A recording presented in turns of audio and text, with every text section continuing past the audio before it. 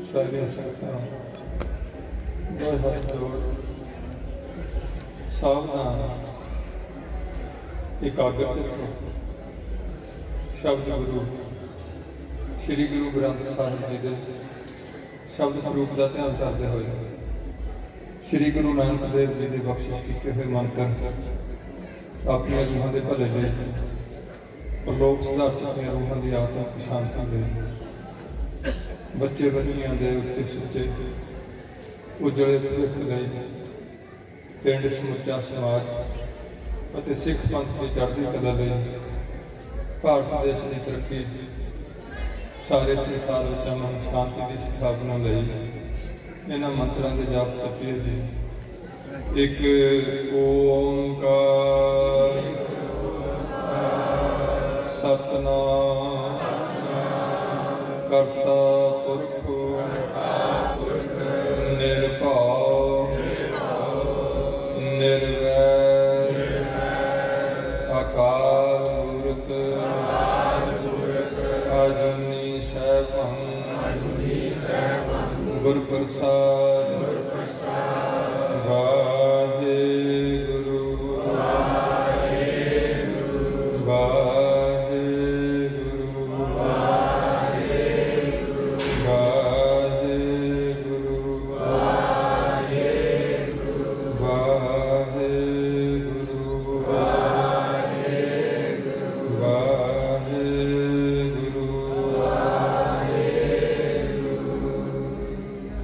धन धन शतर चबर तख्त के मालिक बाणी के बहुत सारी मनुखता के साझे ज्ञान दाता पतुत पावन भक्त वत्सल अंतरजामी गरीब नवाज सतगुरु साहिब श्री गुरु ग्रंथ साहिब जी के परम पितर हजूरी अंदर जुड़ बैठी गुरु जी की साजी नवाजी साध संग जियो गुरु जी के खास स्वरूप खालसा साध संग जियो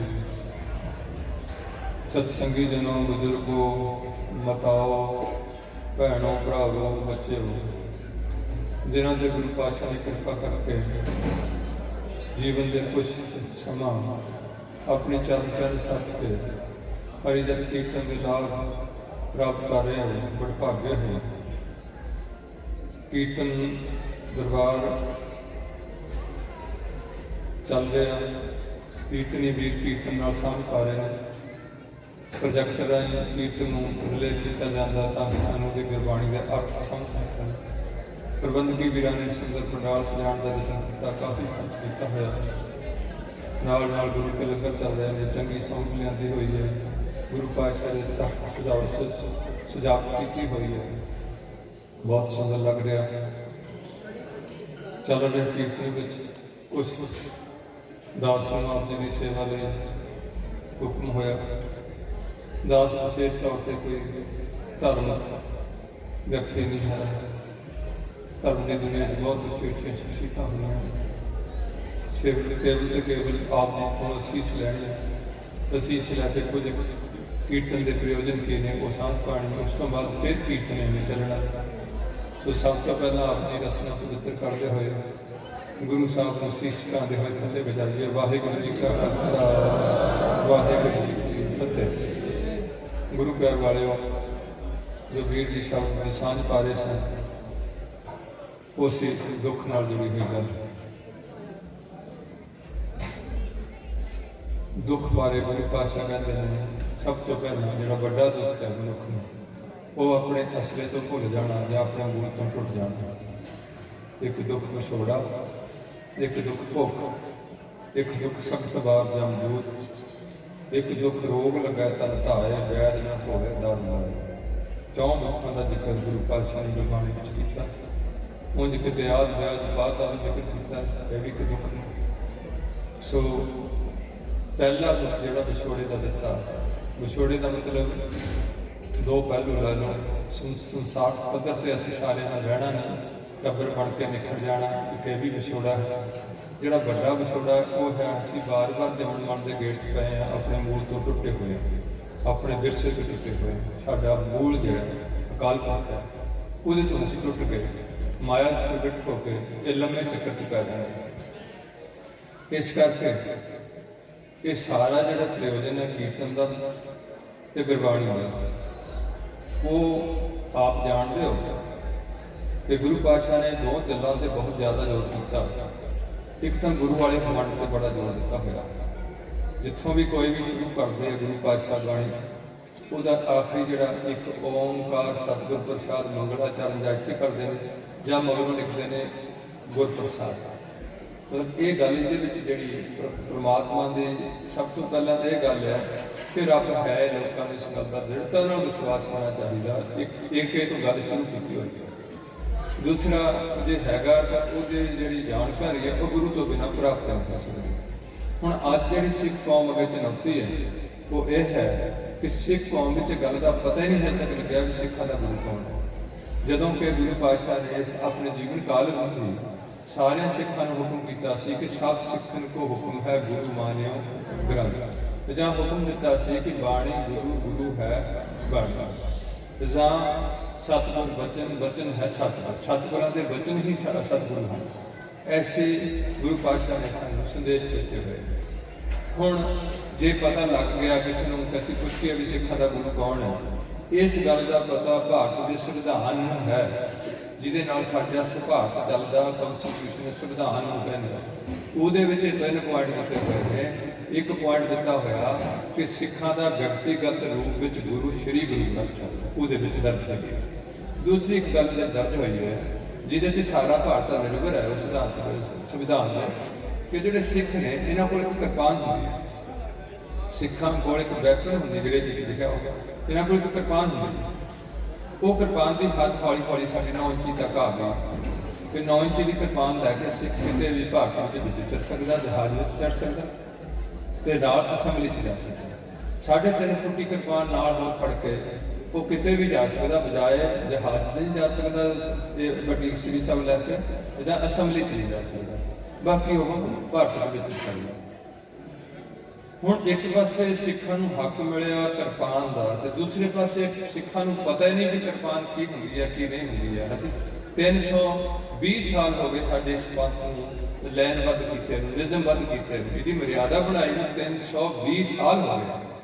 320 ਸਾਲਾਂ ਤੱਕ ਹਜੇ ਤੱਕ ਪਿੰਡਾਂ ਵਿੱਚ ਲੋਕਾਂ ਨੂੰ ਨਹੀਂ ਪਤਾ ਲੱਗਿਆ ਕਿ ਸਾਡਾ ਗੁਰੂ ਕੌਣ ਹੈ। ਕੋਈ ਕਬਰ ਤੇ ਮੱਥਾ ਟੇਕਦਾ, ਕੋਈ ਕਿਸੇ ਬਾਬੇ ਕੋਲ ਕੁੜੀਆਂ ਲੈ ਕੇ ਆਉਂਦਾ, ਕੋਈ ਕਿਸੇ ਕੋਲ ਖੀਰ ਖਾਂਦਾ, ਕੋਈ ਧਾਗੇ ਤਵੀਤਾਂ ਦੇ ਵਿਸ਼ਵਾਸ ਕਰਦਾ। ਅੱਗੇ ਨਾਲੋਂ ਵੀ ਜਿਹੜੀ ਜਹਾਲਤ ਵਿੱਚੋਂ ਕੱਢਣ ਵਾਸਤੇ ਗੁਰੂ ਨਾਨਕ ਪਾਤਸ਼ਾਹ ਨੇ ਅਵਤਾਰ ਧਾਰ ਕੇ ਇਸ ਧਰਤੀ ਨੂੰ ਪਾਗ ਲਾਏ ਹੈ, ਉਸ ਜਹਾਲਤ ਮੈਂ ਇਹ ਵੀ ਕਹਿ ਦਵਾਂ ਕੋਈ ਅੱਜ ਤੱਕ ਨਹੀਂ ਗੁਰੂ ਕੀ ਹਜ਼ੂਰੀ 'ਚ ਵੀ ਅੱਗੇ ਨਾਲੋਂ ਵੀ ਗਲਤ ਹੋ ਗਈ।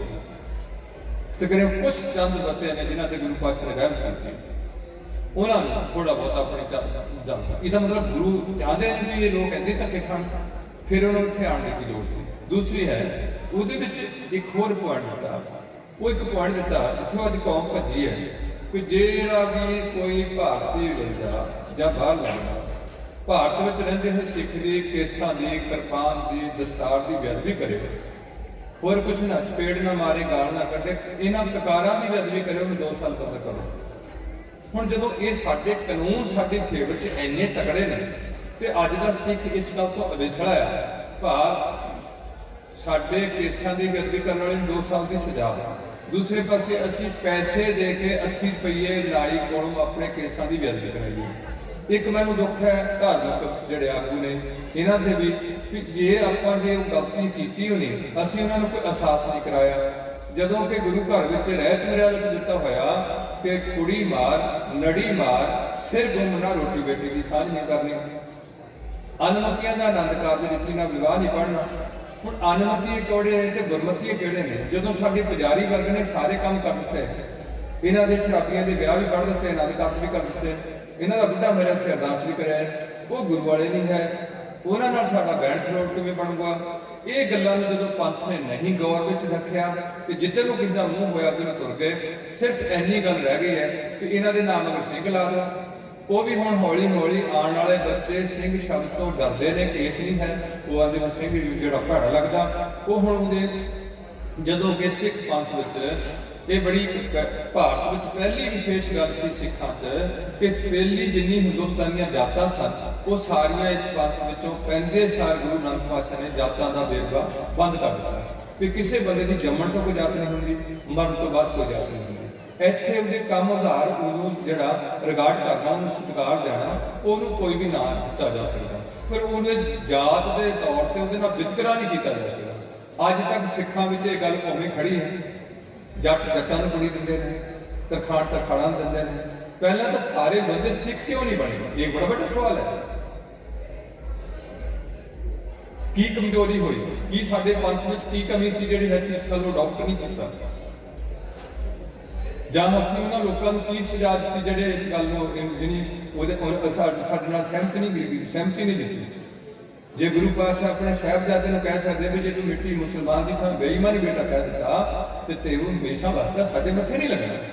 ਜੇ ਬਸੰਦਾ ਸਿੰਘਾਂ ਦੀ ਸੋਚ ਕੀਤੀ ਹੈ ਗੁਰੂ ਪਾਤਸ਼ਾਹ ਨੇ, ਚਾਹੇ ਰਾਮ ਰਾਏ ਦੇ ਬਸੰਦ ਨੇ, ਚਾਹੇ ਆਪਣੇ ਬਸੰਦ ਸੰਗਤ ਨੂੰ ਡਿਸਟਰਬ ਕਰਦੇ ਨੇ ਧਾਰਮਿਕ ਬੁੱਤੇ ਥੱਲੇ, ਉਹਨਾਂ ਨੂੰ ਵੀ ਸਜ਼ਾ ਦਿੱਤੀਆਂ। ਤੇ ਅਸੀਂ ਕੀ ਕੀਤਾ? ਅਜੋਕੇ ਸਮੇਂ ਜਿਹਦੇ ਕਰਕੇ ਅੱਜ ਸਾਡੇ ਕੋਲ ਬੜੀ ਦਰਪੇਸ਼ ਚੁਣੌਤੀਆਂ ਆ ਰਹੀਆਂ। ਮਰ ਕੇ ਤਾਂ ਜਿਹੜੇ ਖੂਹ 'ਚ ਪੈਣਾ ਆਮ ਬੰਦੇ ਤੇ ਇਹ ਕਹਿਣ ਲੱਗ ਪਏ ਵੀ ਮਰਨ ਤੋਂ ਬਾਅਦ ਹੋਣੇ ਕੱਖ ਨਹੀਂ ਜੀ, ਨਾ ਕੋਈ ਦਰਦ ਹੁੰਦਾ ਨਾ ਕੋਈ ਸਵਰਗ ਹੁੰਦਾ। ਤੇ ਉੱਥੇ ਦੁਹਾਈ ਦਿੱਤੀ ਹੈ, ਨੰਗਾ ਦੋਜਕ ਚੱਲਿਆ, ਪਤਾ ਨਹੀਂ ਕੀ ਲਿਖ ਸਕਿਆ ਫਿਰ। ਤੇ ਦੂਸਰੇ ਪਾਸੇ ਜਿਹੜੇ ਗੁਰੂ ਕੇ ਲਾਲ ਨੇ, ਜਿਹੜੀ ਗੁਰੂ ਕੇ ਰਹਿਤ ਵਿੱਚ ਨੇ, ਉਹਨਾਂ ਨੂੰ ਲਿਖਿਆ ਹੋਇਆ ਰੇਰੇ ਦਰਗਾਹ ਕਹਿਣਾ ਕਹੋ ਆਓ ਬੈਠਾ ਫਿਰ ਸੁਣ ਦਿਓ। ਉਹਨਾਂ ਨੂੰ ਕਿਹਾ ਹਰ ਦਰਗਾਹ ਪਹਿਨਾਇਆ, ਹਰੀ ਦੀ ਦਰਗਾਹ ਜਣਾ ਵੀ ਪਹਿਨਾਇਆ, ਭਾਵ ਉਹਨਾਂ ਦਾ ਰਿਗਾਰਡ ਕੀਤਾ ਜਾਊਗਾ, ਉਹਨਾਂ ਦੀ ਇੱਜ਼ਤ ਕੀਤੀ ਜਾਏਗੀ ਸਪੈਸ਼ਲ ਤੌਰ ਤੇ। ਹੁਣ ਜਦੋਂ ਇਹ ਲੋਕਾਂ ਵਿੱਚੋਂ ਗੱਲ ਦੂਰ ਹੋਈ ਹੈ ਤੇ ਕਲਯੁਗ ਦਾ ਜ਼ੋਰ ਇੰਨਾ ਚੜ ਗਿਆ ਵੀ ਨਾ ਲੜਕੀਆਂ ਨੂੰ ਇਸ ਗੱਲ ਦਾ ਅਹਿਸਾਸ ਰਿਹਾ ਵੀ ਸਾਡਾ ਧਰਮ ਕੀ ਹੈ, ਨਾ ਅਸੀਂ ਜਿਹੜੇ ਪ੍ਰੀਚਰ ਹੈ, ਗ੍ਰੰਥੀ ਸਿੰਘ ਹੈ, ਉਸ ਅਸੀਂ ਗੱਲ ਨੂੰ ਸਖਤੀ ਨਾਲ ਨਹੀਂ ਲਿਆ। ਮੇਰੀ ਤਾਂ ਸੋਚ ਐਸੀ ਜਾਂ ਮੈਂ ਮੂਰਖ ਹਾਂ, ਮੈਂ ਇਹ ਕੰਮ ਕੋਈ ਦਾਵਾ ਨਹੀਂ ਕਰਦਾ, ਪਰ ਦੁੱਖ ਵੀ ਜ਼ਰੂਰ ਲੱਗਦਾ ਕਿ ਕੋਈ ਕਿਸੇ ਬਾਬੇ ਕੋਲ ਚਲੇ ਗਿਆ। ਜਦੋਂ ਦੇਹਧਾਰੀ ਪ੍ਰਥਾ ਬੰਦ ਕੀਤੀ ਹੋਈ ਹੈ ਗੁਰੂ ਗੋਬਿੰਦ ਸਿੰਘ ਪਾਤਸ਼ਾਹ ਨੇ, ਗੁਰੂ ਨਾਨਕ ਪਾਤਸ਼ਾਹ ਤੋਂ ਲੈ ਕੇ ਉਦੋਂ ਤੱਕ ਦੇਹ ਦੀ ਲੋੜ ਸੀ, ਇੱਕੋ ਹੀ ਜੋਤ ਰਹੀ ਹੈ, ਸਰੀਰ ਜ਼ਰੂਰ ਬਦਲੇ ਨੇ। ਉਦੋਂ ਪੰਥ ਦੀ ਸਿਰਜਣਾ ਕਰਨੀ ਹੈ, ਸ਼ਹੀਦੀ ਦੇਣੀ ਹੈ, ਯੁੱਧ ਕਰਨੇ ਹੈ, ਜਾਂ ਗੁਰੂ ਗ੍ਰੰਥ ਸਾਹਿਬ ਦੀ ਸੰਪਾਦਨਾ ਕਰਨੀ, ਇਹ ਸਾਰੀਆਂ ਗੱਲਾਂ ਦੇਹ ਸਰੀਰ ਨਾਲ ਜੁੜੀਆਂ ਹੋਈਆਂ ਸੀ। ਪ੍ਰਚਾਰ ਕਰਨਾ ਬਾਹਰ ਨਿਕਲ ਕੇ ਦੂਰ ਤੱਕ, ਇਹ ਸਾਰਾ ਦੇਹ ਨਾਲ ਜੁੜਿਆ ਹੋਇਆ ਸੀ। ਇਸ ਕਰਕੇ ਪਿਆਰਿਓ, ਜਿੱਥੇ ਅਸੀਂ ਸਮਾਗਮ ਰਚਦੇ ਹਾਂ, ਇੱਥੇ ਵੀ ਮੈਨੂੰ ਚਾਹੁੰਦਾ ਵੀ ਹਰ ਪਿੰਡ ਵਿੱਚ ਕੋਈ ਐਸਾ ਪਿੰਡ ਨਹੀਂ ਸਿੱਖਾਂ ਦਾ ਜਿੱਥੇ ਅੱਜ ਤੱਕ ਅਖੰਡ ਪਾਠ ਨਾਲ ਸਿੱਖਾਂ ਦੇ ਘਰ ਕੱਢਿਆ ਗਿਆ ਹੋਇਆ, ਜਾਂ ਕੋਈ ਸਮਾਗਮ ਨਾ ਰਚਿਆ ਹੋਏ, ਜਾਂ ਕੋਈ ਉੱਥੇ ਕੋਈ ਹੋਰ ਐਸਾ ਗੁਰਪੁਰਬ ਨਾ ਮਨਾਇਆ ਜਾਂਦਾ ਹੋਏ। ਇਹ ਸਭ ਕੁਝ ਕੀਤਾ ਜਾ ਰਿਹਾ, ਪਰ ਝੂਠ ਅੱਤ ਦਾ ਬੋਲਿਆ ਜਾ ਰਿਹਾ, ਬੇਈਮਾਨੀ ਕੀਤੀ ਜਾ ਰਹੀ। ਜਿਸ ਪਾਸੇ ਅਸੀਂ ਕਹਿੰਦੇ ਤੇਰੇ ਭਾਣੇ ਸਵੱਤ ਦਾ ਭਲਾ, ਉੱਥੇ ਅਸੀਂ ਸਾਡੇ ਭਰਾ ਦਾ ਬੁਰਾ ਕਰਨ ਸਿੱਧੇ ਹੋਏ ਨੇ। ਕਿਉਂ ਹੋਏ? ਕਿਉਂਕਿ ਸਾਡੇ ਅੰਦਰ ਅਹਿਸਾਸ ਹੀ ਨਹੀਂ ਹੈ ਕਿ ਇਹ ਅੱਗੇ ਜਾ ਕੇ ਸਾਡਾ ਕੋਈ ਲੇਖਾ ਹੋਣਾ। ਜਦੋਂ ਅਸੀਂ ਇਹ ਲੇਖੇ ਵਾਲੀ ਗੱਲ ਨਿਰਮਲ ਭਾਉ ਜਿਹੜਾ ਅਸੀਂ ਪ੍ਰਮਾਤਮਾ ਦਾ ਰੱਖਣਾ ਸੀ, ਇਹ ਸਾਡੇ ਵਿੱਚੋਂ ਕੱਢਣ ਦਾ ਯਤਨ ਕੀਤਾ ਗਿਆ ਜਾਂ ਅਸੀਂ ਆਪ ਕੱਢ ਲਿਆ, ਅੱਜ ਸਾਡੀ ਜਿਹੜੀ ਹਾਲਤ ਹੈ ਉਹ ਬੜੀ ਤਰਸਯੋਗ। ਲੜਕੀਆਂ ਦੇ ਰਿਸ਼ਤਾ ਹੋ ਰਹੇ ਨੇ, ਲੜਕੀ ਦਾ ਰਿਸ਼ਤਾ ਸਿੱਖ ਨੂੰ ਦੇਣਾ, ਮੁਸਲਮਾਨ ਨੂੰ ਨਹੀਂ ਦੇਣੀ, ਸਿੱਖ ਦੀ ਲੜਕੀ ਸਿੱਖ ਨੂੰ ਦੇਣੀ। ਇਹ ਆਨੰਦ ਜਿਹੜੇ ਹੈਗੇ ਆ ਸੰਸਕਾਰ, ਪਹਿਲੀ ਪੰਕਤੀ ਇਹ ਹੈ ਕਿ ਸਿੱਖ ਦੀ ਲੜਕੀ ਸਿੱਖ ਨੂੰ ਦੇਣੀ ਬਿਨਾਂ ਜਾਤ ਪਾਤ ਗੋਤ ਵਿਚਾਰੇ। ਇਸ ਕਰਕੇ ਇਹ ਆਪ ਜੀ ਦੇ ਚਰਨਾਂ 'ਚ ਜਥਾ ਛੋਟਾ ਜਿਹਾ ਗੁਰੂ ਪਾਤਸ਼ਾਹ ਨੇ ਰਹਿਮਤ ਕਰਕੇ ਮਾੜਾ ਮੋਟਾ ਪਤਾ ਨਹੀਂ ਅੱਜ ਹੈ ਕੱਲ੍ਹ ਨੂੰ ਕਿੱਦਾਂ ਹੋਣਾ ਇਹਦਾ, ਤੇ ਇਹ ਗੁਰੂ ਪਾਤਸ਼ਾਹ ਨੇ ਕੋਈ ਲੰਮੇ ਸਮੇਂ ਤੋਂ ਤੁਹਾਡੇ ਇਸ ਏਰੀਏ 'ਚ ਕਿਰਤੀ ਬੰਦੇ ਨੇ, ਇਹਨਾਂ 'ਚ ਕੋਈ ਸਪੈਸ਼ਲਾਈਜ਼ ਨਹੀਂ ਹੈ, ਕੋਈ ਜਿਹੜੇ ਪ੍ਰੋਫੈਸ਼ਨਲ ਨਹੀਂ ਹੈ। ਸਿਰਫ ਦਿਨੇ ਕਿਰਤ ਕਰਕੇ ਰਾਤ ਨੂੰ ਤੁਹਾਡੇ ਦਰਸ਼ਨ ਕਰਨ ਆਉਂਦੇ ਨੇ, ਤੁਹਾਡੇ ਤੋਂ ਅਸੀਸ ਲੈਣ ਆਉਂਦੇ ਨੇ ਕਿ ਮਹਾਰਾਜ ਸਾਡੀ ਬੁੱਧੀ ਠੀਕ ਰੱਖਣ, ਅਸੀਂ ਤੁਹਾਡੇ ਜਿੰਨਾ ਕੁ ਸੇਵਾ ਲਓਗੇ ਗੁਰੂ ਪਾਤਸ਼ਾਹ ਸੇਵਾ ਲੈ ਲੈਣ। ਸੇਵਾ ਦਾ ਮਤਲਬ ਇੱਕ ਸੀ ਕਿ ਆਪਾਂ ਸਾਰੇ ਸਿੱਧੇ ਹੋ ਕੇ ਖੜੇ ਹੋ ਜਾਈਏ। ਹਰ ਪਿੰਡ ਦਾ ਇੱਕ ਵਧੀਆ ਗੁਰਦੁਆਰਾ ਸਾਹਿਬ ਬਣੇ, ਹਰ ਪਿੰਡ 'ਚ ਗੁਰਦੁਆਰੇ ਸਾਹਿਬ ਬਣੇ, ਇੱਕ ਦੀ ਬਜਾਏ 6 ਵੀ ਬਣ ਗਏ, 7 ਵੀ ਬਣ ਗਏ ਨੇ। ਜਿੱਥੇ ਬਾਬੇ ਨੇ 12 ਲੋਕਾਂ ਨਾਲ ਗੱਲ ਕੀਤੀ, ਉੱਥੇ ਵੀ ਉਹਨਾਂ ਨਿਸ਼ਾਨ ਸਾਹਿਬ ਟੰਗ ਲਿਆ। ਨਾ ਉਹਨੂੰ ਕਿਸੇ ਨੇ ਪੁੱਛਿਆ ਵੀ ਤੈਨੂੰ ਨਿਸ਼ਾਨ ਸਾਹਿਬ ਲਾਉਣ ਦਾ ਹੱਕ ਹੈ ਕਿ ਨਹੀਂ ਹੈ। ਆ ਇੱਕ ਸੜਕ ਦੇ ਉੱਤੇ ਬਾਬਾ ਜੀ ਕੁੱਤੇ ਲੈ ਕੇ ਬੈਠਾ ਹੁੰਦਾ ਸੀ ਵਿਚਾਰਾ, ਉਹਨਾਂ ਉੱਤੇ 2-3 ਨਿਸ਼ਾਨ ਸਾਹਿਬ ਟੰਗੇ ਪਏ। ਪਰ ਜਿੱਥੇ ਮਰਜੀ ਕੋਈ ਜੋ ਮਰਜੀ ਕਰੀ ਗਿਆ, ਧਰਮ ਦੇ ਜਿਹੜੇ ਆਗੂ ਨੇ ਉਹ ਚੁੱਪ ਕਰਕੇ ਸੁੱਤੇ ਪਏ ਨੇ, ਪੁੱਛਦੇ ਵੀ ਨਹੀਂ ਵੀ ਇੱਥੇ ਚੀਜ਼ ਦੀ ਲੋੜ ਹੈ ਕਿ ਨਹੀਂ ਲੋੜ ਹੈ। ਇਸ ਕਰਕੇ ਅਸੀਂ ਤੁਹਾਡੇ ਚਰਨਾਂ 'ਚ ਇਸ ਨਿਕਲ ਦੌੜ ਬੱਚ ਕਰਕੇ ਬੇਨਤੀ ਕਰਦੇ ਹਾਂ ਕਿ ਸਭ ਤੋਂ ਪਹਿਲਾਂ ਗੁਰੂ ਵਾਲੇ ਬਣਨਾ ਜ਼ਰੂਰੀ ਹੈ। ਕਿਵੇਂ? ਜਿਵੇਂ ਮੁਸਲਮਾਨ ਆਪਣੇ ਧਰਮ 'ਚ ਪ੍ਰਵੇਸ਼ ਲੈਂਦੇ ਸੁਨਨਤ ਕਰਾ ਕੇ, ਹਰ ਮੁਸਲਮਾਨ ਦੀ ਸੁਨਨਤ ਮੁਸਲਮਾਨਣੀ ਦੀ ਸੁਨਨਤ ਨਹੀਂ ਹੈ, ਮੁਸਲਮਾਨ ਦੀ ਸੁਨਨਤ ਹੈ ਮੁਸਲਮਾਨੀ ਦਾ ਕਲਮਾ ਪੜ੍ਹਨਾ ਹੈ। ਹਰ ਈਸਾਈ ਦਾ ਪਾਣੀ 'ਚ ਲੋਤਾ ਲੈਣਾ ਹੈ, ਈਸਾ ਤੇ ਯਕੀਨ ਕਰਨਾ, ਮੁਹੰਮਦ ਤੇ ਨਹੀਂ ਸਿੱਧ ਕਰਨਾ, ਉਹਨੀ ਨਵਾਜ਼ਾਂ 'ਚ ਨਾਇਬ ਹੋਣਾ, ਉਹਨੀ ਗਿਰਜੇ ਨਾਲ ਜੁੜਨਾ, ਉਹਨੀ ਬਾਈਬਲ ਪੜ੍ਹਨੀ, ਉਹਨੀ ਕੁਰਾਨ ਪੜ੍ਹਨੀ। ਆਪ ਆਪਣੇ ਧਰਮ ਗ੍ਰੰਥ ਨੇ ਆਪਾਂ ਬਹੁਤ ਮੁਬਾਰਕ ਕਰਨਾ ਵਾਸਤਾ। ਉਹਨਾਂ ਦਾ ਪਾਣੀ 'ਚ ਗੋਤਾ ਲੈ ਕੇ ਤੋਬਾ ਕਰਨੀ ਈਸਾਈਆਂ ਦੀ, ਹਿੰਦੂ ਦਾ ਸੀ ਜਨੇਊ, ਤੇ ਸਿੱਖ ਨੂੰ ਹੁਕਮ ਹੋ ਗਿਆ ਸੀ ਚਰਨ ਪੌਲ ਤੋਂ ਬਾਅਦ ਪੀਵੋ ਪਾਹੁਲ ਖੰਡੇ ਧਾਰ ਹੋਏ ਜਨਮ ਸਹਿਜਾ। ਇਹ ਗੱਲ ਠੀਕ ਹੈ, ਗੁਰਬਾਣੀ ਵਿੱਚ ਪੀਵੋ ਪਾਹੁਲ ਨਹੀਂ ਲਿਖਿਆ ਹੋਇਆ, ਪਰ ਅੰਮ੍ਰਿਤ ਦਾ ਜ਼ਿਕਰ ਕੀਤਾ ਹੋਇਆ, ਨਾਲ ਦਿੱਤਾ ਹੋਇਆ ਕਿ ਅੰਮ੍ਰਿਤ ਇੱਕੋ ਸ਼ਬਦ ਹੈ, ਨਾਮ ਹੀ ਹੈ ਅੰਮ੍ਰਿਤ ਹੈ। ਪਰ ਉਹ ਨਾਮ ਦੀ ਪੌਲ ਦੇ ਜਰੀਏ ਉਹਦੀ ਆਪਾਂ ਕਿਵੇਂ ਨਾਮ ਲੈਣਾ, ਜਿਹੜੇ ਨਾਮ ਦੀ ਕਮਾਈ ਕਰਕੇ ਉਸ ਦਰਗਾਹ 'ਚ ਸਾਡੀ ਰਾਹਦਾਰੀ ਬਣਨੀ ਹੈ, ਉਹ ਨਾਮ ਪੰਜਾਂ ਨੂੰ ਹੱਕ ਦਿੱਤਾ ਵੀ ਦੇ ਸਕਦੇ ਨੇ। ਇਸ ਕਰਕੇ ਜਦੋਂ ਅਸੀਂ ਇਹਨਾਂ ਖਾਸ ਗੱਲਾਂ ਵੱਲ ਧਿਆਨ ਨਹੀਂ ਦਿੱਤਾ, ਅੱਜ ਜਿਹੜੀ ਕੌਮ ਦੀ ਹਾਲਤ ਹੈ ਬੜੀ ਤਰਸਯੋਗ ਹੋਈ ਪਈ ਹੈ। ਨਸ਼ਾ ਸਭ ਤੋਂ ਜ਼ਿਆਦਾ ਭਾਰਤ ਪੰਜਾਬ ਵਿੱਚ ਚੱਲਣ ਡਿਆ, ਸਭ ਤੋਂ ਜ਼ਿਆਦਾ ਸਮਾਗਮ ਵੀ ਇੱਥੇ ਹੋਏ ਸਿੱਖਾਂ 'ਚ, ਖੰਡ ਪਾਠ ਵੀ ਬੜੇ ਗਏ। ਅੱਜ ਖੰਡ ਪਾਠ ਮਹਾਰਾਜ ਦਾ ਸਰੂਪ ਘਰੇ ਹੀ ਹੈ, ਜਾਨੂੰ ਉੱਥੇ ਡੀਜਾ ਲਾਤਾ, ਗੰਦੇ ਗੰਦੇ ਗਾਣੇ ਚੋਣਵੇਂ ਲਾਤੇ, ਅਸੀਂ ਸਾਰੇ ਉੱਥੇ ਬੈਠੇ ਕੁਰਸੀਆਂ ਤੇ ਖਾਣਾ ਸ਼ੁਰੂ ਕੀਤਾ ਵਾ, ਕੋਈ ਕੁਛ ਖਾ ਰਿਹਾ ਕੋਈ ਕੁਛ ਖਾ ਰਿਹਾ। ਐਸੀ ਜਿਹੜੀ ਹਰਕਤ ਹੈ ਉਹਨੂੰ ਕੋਈ ਵੀ ਬੰਦੇ ਨੇ ਅੱਗੇ ਹੋ ਕੇ ਇਹਨਾਂ ਗੱਲਾਂ ਨੂੰ ਸੋਚਿਆ ਨਹੀਂਗਾ, ਤੇ ਉਹ ਚੁੱਪ ਕਰਕੇ ਆਪਣਾ ਲਪੇਟਿਆ ਉਹਨੇ ਆਪਣਾ ਵਾਜਾ ਜਾਂ ਕੁਛ ਇੱਕ ਪਾਸੇ ਨਿਕਲ ਗਿਆ, ਚਲੋ ਜਿੱਦਾਂ ਹੁੰਦਾ ਰਹੇ। ਇਹ ਇੱਕ ਕੁਛ ਖਾਸ ਦੁੱਖ ਵਾਲੀਆਂ ਗੱਲਾਂ ਨੇ ਜਿਹੜੀਆਂ ਅਰਦਾਸ ਫੌਜਾਂ ਨਾਲ ਸਾਂਝੀਆਂ ਕਰਦਾ। ਉੱਥੇ ਕੌਮ ਦੀ ਜ਼ਿੰਮੇਵਾਰੀ ਹਰ ਸਿੱਖ ਤੇ ਜ਼ਿੰਮੇਵਾਰੀ ਹੋਈ ਹੈ। ਹਰ ਸਿੱਖ ਨੂੰ ਆਪਣੀ ਕੌਮ ਬਾਰੇ ਪੂਰਾ ਨੌਲੇਜ ਹੋਣਾ, ਆਪਣੇ ਧਰਮ ਬਾਰੇ ਪੂਰੇ ਸਿਧਾਂਤਾਂ ਦੀ ਵਾਕਫੀ ਹੋਣੀ, ਕਿ ਸਿੱਖ ਦਾ ਨਾਮਕਰਨ ਕਿਵੇਂ ਕਰਨਾ, ਉਹਦਾ ਅੰਮ੍ਰਿਤ ਸੰਸਕਾਰ ਕੀ ਹੁੰਦਾ ਆ, ਉਹਦਾ ਆਨੰਦ ਸੰਸਕਾਰ ਕਿਵੇਂ ਹੁੰਦਾ, ਉਹਦਾ ਮ੍ਰਿਤਕ ਸੰਸਕਾਰ ਕੀ ਹੁੰਦਾ ਆ। ਜੋ ਪੰਥ ਵੱਲੋਂ ਸਾਨੂੰ ਇੱਕ ਆਦੇਸ਼ ਹੋਇਆ, ਉਹਦੇ 'ਚ ਮੁੱਢਲੀ ਗੱਲ ਹਰ ਸਿੱਖ ਦਾ ਸਵੇਰੇ ਉੱਠ ਕੇ 5 ਬਾਣੀਆਂ ਪੜ੍ਹਨਾ, ਹਰ ਸਿੱਖ ਦੇ ਕੋਲ 5 ਕੱਕੇ ਹੋਣੇ। ਚਲੋ ਵਿਚਲੀਆਂ ਜਿਹੜੀਆਂ ਛੋਟੀਆਂ ਗੱਲਾਂ ਨੇ ਜਿਹੜੀ ਹਜੇ ਤਾਂ ਸਾਡੇ 'ਚ ਵਿਰੋਧਤਾ ਦੀ ਖੜੀਆਂ ਕੀਤੀਆਂ ਹੋਈਆਂ ਨੇ, ਅਸੀਂ ਉਹਨੂੰ ਟੱਚ ਨਹੀਂ ਕਰਦੇ, ਪਰ ਆਹ ਗੱਲਾਂ ਤਾਂ ਜ਼ਰੂਰੀ ਸਨ ਕਿ ਹਰ ਸਿੱਖ ਪੰਜਾਂ ਪਿਆਰਿਆਂ ਕੋਲ ਪਹੁੰਚ ਸਕੇ। ਹੁਣ ਕਿਹੜੇ ਪੰਜਾਂ ਪਿਆਰਿਆਂ ਕੋਲ ਪਹੁੰਚ ਸਕੇ, ਮੈਂ ਸਪੋਰਟ ਨਹੀਂ ਲੈਂਦਾ। ਮੈਂ ਇਹ ਕਹਿੰਦਾ ਵੀ ਪੰਜਾਂ ਪਿਆਰਿਆਂ ਕੋਲ ਉਹਨਾਂ ਦੀ ਕਿਸ ਤਰੀਕੇ ਨਾਲ ਸਦਾਈ ਕਰਕੇ ਉਹਨਾਂ ਨੂੰ ਖੜਾ ਕਰਦੇ ਨੇ, ਕਿਸ ਤਰੀਕੇ ਨਾਲ ਉਹ ਜਿਹੜੇ 5 ਪਿਆਰੇ ਨੇ ਉਹ ਮਤਲਬ ਕੱਲਾ ਗੁਰੂ ਦੀ ਤਾਬਿਆ 4 ਸਿੰਘ ਖੜ ਕੇ 5ਵਾਂ ਸਿੰਘ ਦੀ ਸਦਾਈ ਕਰਨਗੇ ਕਿ ਤੂੰ ਗੁਰੂ ਕੀ ਹਜ਼ੂਰੀ 'ਚ ਬਹਿ, ਤੇਰਾ ਗੁਰੂ ਪਾਤਸ਼ਾਹ ਦੇ ਅੰਮ੍ਰਿਤ ਸੰਚਾਰ ਦੀ ਤੇਰੀ ਜ਼ਿੰਮੇਵਾਰੀ ਲੱਗਣ ਲੱਗੀ ਹੈ, ਤੂੰ ਆਪਣੇ ਰਹਿਤਾਂ 'ਚ ਪੱਕਾ ਆ, ਨਿਤਨੇਮ 'ਚ ਆਪਣਾ ਖੰਡਾਇਆ ਤਾਂ ਨਹੀਂ ਹੈ। ਉਹਨੂੰ ਇਹ ਪ੍ਰਣ ਲੈਣਾ ਪੈਂਦਾ ਗੁਰੂ ਕੀ ਹਜ਼ੂਰੀ 'ਚ। ਇਸ ਤਰੀਕੇ ਨਾਲ ਉਹਨੇ ਸਦਾਈ ਕਰਕੇ ਫਿਰ ਕਿਰਿਆ ਸ਼ੁਰੂ ਹੁੰਦੀ ਹੈ, ਔਰ ਉਹਦੇ 'ਚ ਫਿਰ ਕਿਵੇਂ 5 ਬਾਣੀਆਂ ਪੜ੍ਹਨੀਆਂ, ਕਿਸ ਤਰੀਕੇ ਨਾਲ ਉਹਦੇ ਸਿਟਿੰਗ ਲੈਣੀ ਉਹਨੇ ਪੰਜਾਂ ਪਿਆਰਿਆਂ ਨੇ, ਉਸ ਟਾਈਮ ਉਹਨਾਂ ਦੀ ਕਿਹੜੀ ਯੂਨੀਫਾਰਮ ਹੋਣੀ ਜ਼ਰੂਰੀ ਹੈ, ਉਸ ਟਾਈਮ ਉਹਨਾਂ ਦੀਆਂ ਅੱਖਾਂ ਕਿੱਥੇ, ਇਹ ਹਰ ਇੱਕ ਪੂਰੇ ਦਾ ਪੂਰਾ ਕਨਸੈਪਟ ਪੰਥ ਵੱਲੋਂ ਤਿਆਰ ਕੀਤਾ ਗਿਆ ਸੀ, ਜਿਹੜਾ ਹੌਲੀ ਹੌਲੀ ਸਿੱਕੇ ਤੇ ਟੰਗਿਆ ਗਿਆ। ਕੋਈ ਕਿਸੇ ਪਾਸੇ ਤੁਰ ਗਿਆ, ਕੋਈ ਕਿਸੇ ਪਾਸੇ ਤੁਰ ਗਿਆ। ਜਦੋਂ ਕੌਮ ਦੀ ਕੋਈ ਦੁੱਖ ਦੀ ਗੱਲ ਆਣੀ ਹੈ ਤੇ ਕੁਝ ਬੰਦੇ ਜਿਹੜੇ ਹੈ ਉਹ ਮੈਂ ਉਹਨਾਂ ਨੂੰ ਵੀ ਦੇਖਦਾ, ਆ ਜਿਹੜੇ ਨੌਜਵਾਨ ਮੁੰਡੇ ਇਹਨਾਂ 'ਚ ਲੰਗਰ ਵਰਤਾਉਣ ਦੀ ਰੁਚੀ ਹੈਗੀ ਹੈ, ਪਰ ਲੰਗਰ ਵਰਤਾਉਣ ਦੀ ਰੁਚੀ ਜੇ ਹੈਗੀ ਹੈ ਤੇ ਇਹਨਾਂ ਨੂੰ ਸਿੱਖੀ ਧਾਰਨ ਕਰਨ ਦੀ ਰੁਚੀ ਕਿਉਂ ਨਹੀਂ ਆਈ ਹੈ ਇਹਨਾਂ 'ਚ? ਉਸ ਗੱਲ ਨੂੰ ਅਸੀਂ ਕਿਉਂ ਨਹੀਂ ਡਿਟੇਲ 'ਚ ਲਿਆ ਕਿ ਜੇ ਉਹਨਾਂ ਦਾ ਹਰ ਬੰਦੇ ਦੀ ਸੁਣਤ ਹੋਊਗੀ ਤੇ ਉਹਨਾਂ ਦਾ ਹਰ ਬੰਦਾ ਪਾਣੀ 'ਚ ਗੋਤਾ ਲਾਊਗਾ, ਇਹਨਾਂ ਦਾ ਸਵਾ ਮਣ ਜਰੂਰ ਲੱਤਦਾ ਰਿਹਾ, ਹਰ ਬੰਦਾ ਜਰੂਰ ਪਾਊਗਾ, ਜਨਾਨੀ ਨੂੰ ਜਨੇਊ ਨਹੀਂ ਪਾਇਆ ਜਾਊਗਾ, ਬੰਦੇ ਨੂੰ ਜਨੇਊ ਪਾਇਆ ਜਾਊਗਾ। ਇਸੇ ਤਰੀਕੇ ਨਾਲ ਹਰ ਲੜਕੀ ਪਹਿਲਾ ਭਾਰਤ ਦਾ ਧਰਮ ਹੈ, ਕੌਮ ਹੈ, ਜਿੱਥੇ ਜਨਾਨੀ ਨੂੰ ਬਰਾਬਰਤਾ ਦੇ ਕੇ ਥੱਲਿਓਂ ਚੁੱਕ ਕੇ ਬਰਾਬਰ ਲਿਆ ਕੇ ਜਨਾਨੀ ਵੀ ਜੋ ਕਿਰਪਾਨ ਪਾਉਗੀ, ਉਹ ਵੀ ਜੇ ਸਿਰ ਤੇ ਦਸਤਾਰ ਸਜਾਣੀ ਤੇ ਦਸਤਾਰ ਸਜਾਊਗੀ, ਉਹ ਯੁੱਧ ਕਰਨਾ ਤੇ ਯੁੱਧ ਕਰੂਗੀ, ਹੁਕਮਨਾਮਾ ਲੈਣਾ ਤੇ ਹੁਕਮਨਾਮਾ ਲਾਊਗੀ, ਕੀਰਤਨ ਕਰਨਾ ਤੇ ਕੀਰਤਨ ਕਰੂਗੀ। ਉਹਨੂੰ ਬਰਾਬਰਤਾ ਦਿੱਤੀ ਹੋਈ ਹੈ ਇਸ ਪੰਥ ਵਿੱਚ। ਹੁਣ ਜਦੋਂ ਜਨਾਨੀ ਕਿਰਪਾਨ ਪਾਉਣਾ ਨਹੀਂ ਪਸੰਦ ਕਰਦੇ, ਮੁੰਡੇ ਕਿਰਪਾਨ ਪਾਉਣਾ ਨਹੀਂ ਪਸੰਦ ਕਰਦੇ, ਮੈਨੂੰ ਖਦਸ਼ਾ ਆਇਆ ਕਿ ਹੌਲੀ ਹੌਲੀ ਸਰਕਾਰ ਤੁਹਾਡੇ ਕੋਲ ਕਾਨੂੰਨ ਲੈ ਲੂਗੀ ਵੀ ਇਹਨਾਂ ਨੂੰ ਕਿਰਪਾਨ ਦੀ ਲੋੜ ਨਹੀਂ ਹੈ, ਵੀ ਤੁਸੀਂ ਇਹਨਾਂ ਨੂੰ ਤਬਾ ਕਾਨੂੰਨ ਕੀਤਾ ਕਦੇ ਲੱਗਦਾ। ਜੇ ਤੁਸੀਂ 60 ਦੇ 60 ਬੰਦੇ ਪੰਜਾਬ ਦੇ ਸਾਰੇ ਪੌੜਧਾਰੀ ਹੁੰਦੇ, ਕੋਈ ਬੰਦਾ ਨਸ਼ਾ ਨਾ ਪੀਂਦਾ, ਕੋਈ ਬੰਦਾ ਝੂਠ ਨਾ ਬੋਲਦਾ, ਭੈ ਹੁੰਦਾ ਕਿ ਉੱਥੇ ਸੱਚੇ ਹੀ ਸੱਚ ਨਿਬੜੇ ਦੀ ਦਰਗਾਹ ਆਣੀ ਹੈ, ਜਿੱਥੇ ਕਰਮੀ ਹੋਏ ਵਿਚਾਰ ਦਾ ਇੱਕ ਫੈਸਲਾ ਦਿੱਤਾ ਗੁਰੂ ਪਾਤਸ਼ਾਹ ਨੇ। ਇਹ ਗੱਲਾਂ ਧਿਆਨ 'ਚ ਰੱਖਦੇ ਹੋਏ ਅਸੀਂ ਇੱਕ ਦੂਜੇ ਦੇ ਸਹਿਯੋਗੀ ਹੋ ਕੇ ਚੱਲਦੇ, ਇਹ ਕੌਮ ਨੂੰ ਅੱਗੇ ਲੈ ਕੇ ਚੱਲਦੇ। ਹਰ ਬੱਚੇ ਨੂੰ ਸਿੱਖ ਧਰਮ ਬਾਰੇ ਜਾਣਕਾਰੀ ਦੇਣੀ ਮਾਂ ਪਿਓ ਤੋਂ ਸ਼ੁਰੂ ਹੁੰਦੀ।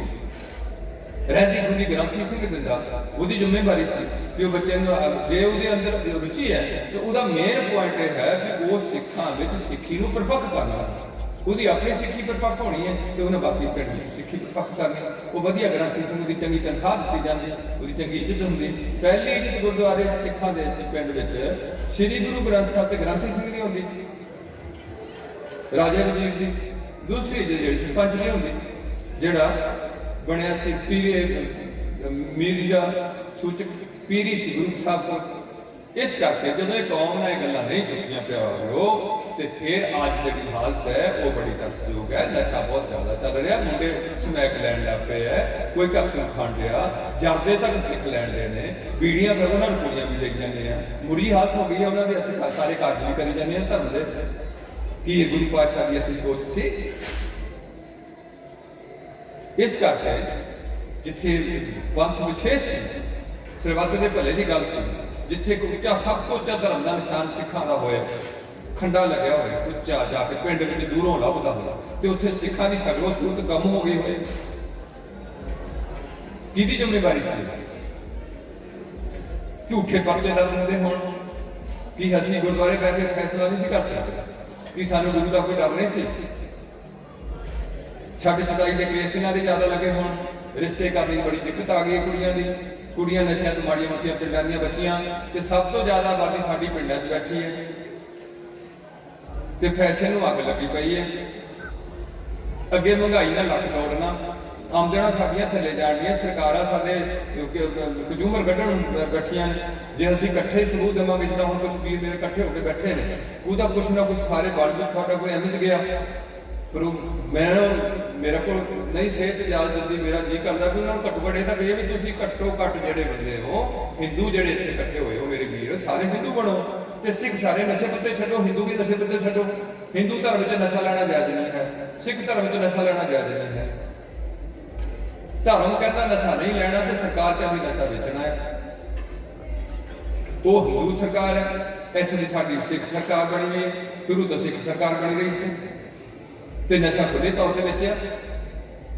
ਜਿਹੜੇ नशे अवॉइड किए हैं पंजाब में नहीं विक सकते, वो भी विक रहे हैं। जिन्होंने कानून के दायरे में बन नहीं दिता जा सकता, जेले सुटिया जा सकता, नशा तस्कर को बेचने वाले वो शरेआम बेच रहे हैं, इन्होंने सारी गल का पता।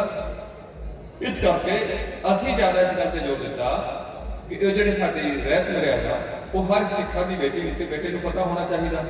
वो जी कोई आपको जी पंथ विरोध आया वो छेड़ो, मांस खाना खाने नहीं खाना नहीं खाना, ये गल्लां ना छेड़ो। वो अपनी थोड़ी चीज़ों की सोच है, मैं हजे उस पंथ का मसले होंगे। और 5 कक्के का रखो, एक दूजे को फतेह का बुलाओ, सवेरे उठ के गुरु साहब के दर्शन करता आओ, 5 बाणियां तो पढ़ो, शाम को 2 बाणियां तो करो, तो नाल मूल मंत्र को मंत्र का जापता करो, तो नशे तो छड्डो, झूठ तो बंद करो, हक हलाल की कमाई तो खाओ, किसी की कबर बड़ी मसान की पूजा तो ना करो। ਇੱਥੇ ਬਖਸ਼ੀ ਵਾਲੀ ਐਡੀ ਮੈਂਸ਼ਨ ਹੋਈ ਹੈ ਕਬਰ, ਉੱਥੇ ਪਾਗਲ ਫਨੂਸ ਆਏ ਨੇ, ਕੌਣ ਜਾਂਦਾ? ਉਹ ਬੰਦੇ ਜਾਂਦੇ ਨੇ ਜਿਹੜੇ ਆ ਮੇਰੇ ਵੀਰ ਨੇ, ਜਿਹੜੇ ਸਰਪੰਚ ਸਾਹਿਬ ਆਏ ਨਿਹੰਗ ਸਿੰਘ ਜੀ, ਇਹ ਤਾਂ ਨਹੀਂ ਜਾਣਗੇ ਕਿਤੇ ਵੀ, ਇਹ ਕਬਰ ਤੇ ਨਹੀਂ ਜਾਣਗੇ, ਜਾਊਗਾ ਕੌਣ? ਜਿਨ੍ਹਾਂ ਨੂੰ ਗੁਰੂ ਦਾ ਪੱਖ ਨਹੀਂ ਲੱਗਿਆ, उन्होंने पंजां प्यारे ने आदेश नहीं किया। मैं वो भी देखता जो पंजां प्यारे को हो गए बीबियां किरपाना पा के भी चले गई, उन्होंने तो भी असं कोई पाबंदी नहीं लाई, ਜਾਂ ਉਹਨਾਂ ਨੂੰ ਅਸੀਂ ਕੋਈ ਪਿੰਡ ਵਿੱਚ ਐਸਾ ਪਿੰਡ, ਮੈਂ ਕਹਿੰਦਾ ਪਿੰਡ ਲੈਵਲ ਨੂੰ ਕੀਤਾ ਜਾਏ, ਪਿੰਡ ਵਿੱਚ ਜਿਹੜੇ ਬੰਦੇ ਗਲਤ ਕੰਮ ਕਰਦੇ ਅਸੀਂ ਪਿੰਡ ਦੇ ਲੋਕ ਉਹਨਾਂ ਨੂੰ ਘੇਰੀਏ, ਉਹਨਾਂ ਵੀ ਤੁਸੀਂ ਸਾਡੇ ਪਿੰਡ 'ਚ ਕੰਮ ਕਿਉਂ ਕਰਦੇ ਗਲਤ ਕੰਮ? ਪੁਲਿਸ ਨਾਲ ਤਾਂ ਕਰ ਲਿਆ, ਜੋ ਨਹੀਂ ਚਾੜਨੇ ਤੇ ਚਾੜ ਦਿੰਦੇ। ਜੇ ਪੁਲਿਸ ਰੋਕਣਾ ਚਾਹੁੰਦੀ ਤਾਂ ਸਭ ਕੁਝ ਕਰਦੀ, ਰੁਕਿਆ ਨਹੀਂ, ਉਹਨੇ ਕੁਛ ਵੀ ਕੀਤਾ। ਹੁਣ ਤੁਸੀਂ ਅੱਗੇ ਸੋਚਣਾ ਵੀ ਅਸੀਂ ਕਿੱਧਰ ਨੂੰ ਚੱਲਣਾ। ਇੱਕ ਕਿ ਨਿਆਣਾ ਰਹਿ ਗਿਆ, ਇਹ ਨਹੀਂ ਵੀ ਤੁਹਾਡੇ 6-6 ਨਿਆਣੇ ਰਹਿ ਗਏ। ਕੌਮ ਦੀ ਕੁਆਂਟੀਟੀ ਐਂਡ ਕੁਆਲਿਟੀ ਦੀ ਲੋੜ ਹੁੰਦੀ। ਇਸ ਕਰਕੇ ਦਾਸ ਬੇਨਤੀ ਕਰਦੇ ਹੈ ਵੀ ਸਭ ਤੋਂ ਉੱਚਾ ਧਰਮ ਦਾ ਨਿਸ਼ਾਨ ਤੁਹਾਡੇ ਕੋਲ, ਇਹ ਦੁਨੀਆ ਦੀ ਪਹਿਲੀ ਕੌਮ ਹੈ ਜਿੱਥੇ ਗ੍ਰੰਥ ਨੂੰ ਗੁਰੂ ਬਣਾਇਆ। ਅੱਜ ਤੱਕ ਕਿਸੇ ਕੌਮ ਵਿੱਚ ਗ੍ਰੰਥ ਨੂੰ ਗੁਰੂ ਨਹੀਂ ਬਣਾ ਦਿੱਤਾ, ਇਹ ਦਰਜਾ ਨਹੀਂ ਦਿੱਤਾ ਗਿਆ ਪੈਗੰਬਰ ਦਾ। ਇਹ ਦੁਨੀਆ ਦੀ ਪਹਿਲੀ ਕੌਮ ਹੈ ਜਿੱਥੇ ਸਰਬੱਤ ਦੇ ਭਲੇ ਦੀ ਗੱਲ ਕੀਤੀ ਹੈ। ਭਾਰਤ ਦੀ ਪਹਿਲੀ ਕੌਮ ਹੈ ਜਿੱਥੇ ਜਾਤ ਪਾਤ ਤੋਂ ਉੱਪਰ ਉਠਾਇਆ ਗਿਆ। ਭਾਰਤ ਦੀ ਪਹਿਲੀ ਕੌਮ ਹੈ ਜਿੱਥੇ ਇੱਕ ਦੀ ਪੂਜਾ ਤੇ ਲੰਗਰ ਕੀਤਾ, 33 ਕਰੋੜ ਦੇਵਤਿਆਂ ਦੀ ਪੂਜਾ ਬੰਦ ਕੀਤੀ ਹੈ। ਗ੍ਰਹਿ ਸ਼ਸਤਰਾਂ ਦੀ